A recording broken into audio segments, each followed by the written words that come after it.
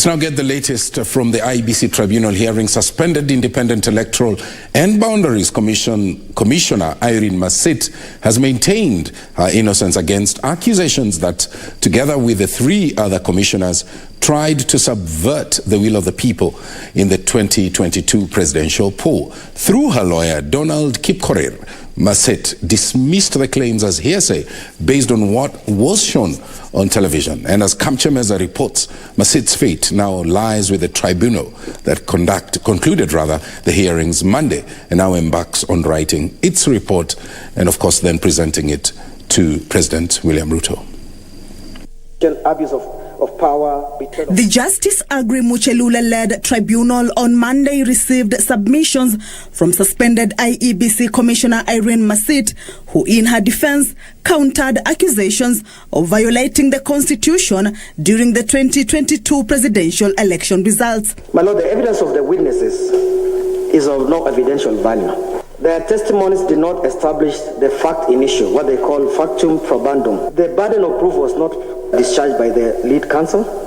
The charge of conspiracy wasn't proved at all. The evidence of the TV clips is hearsay, and the hearsay, of course, evidence of the witnesses must fail. It never met the legal threshold. According to Masit, the evidence adduced by 11 witnesses, including retired IEBC Chair Fula Chebukati and current IEBC CEO Marjan Hussein, does not warrant a removal from office. My Lord, the division of the IEBC commissioners into 2 groups, Cherera 4 and Chebukati 3, the Serena Conference, all those were determined in the High Court, the Supreme Court, and the court made findings on them. What Peter Munge wants you to do is to revisit, to review that, the holding of the Supreme Court. There is no evidence that has been presented to show that any court anywhere within this great republic addressed the issue of removal of the commissioner or any of the commissioners pursuant to Article 251 of the Constitution. And therefore, the issues before the Supreme Court are distinct from the issues that are before you. Lead counsel Peter Munge, however, faulted Masit for refusing to take the stand to rebut the witnesses' evidence. My Lord, Mr. Chair and members, there is evidence that specific people who are aligned to one political divide, and there's clear evidence on that, went to the rooms where the commissioner and others were staying. She did not rebut that evidence.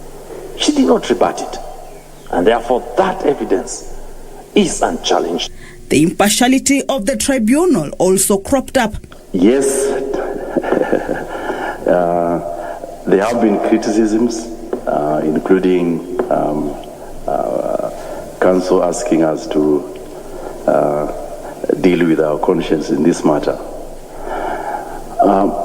I think on our part we consider that every criticism that there was went to enrich this process, and it will not be taken in any other manner. Whether or not Masit will survive the probe now lies with the tribunal that wound up the hearings Monday ahead of presentation of its findings and recommendations to the president. The process to establish a new commission has already kicked off. Kamche Menza for Prime Edition.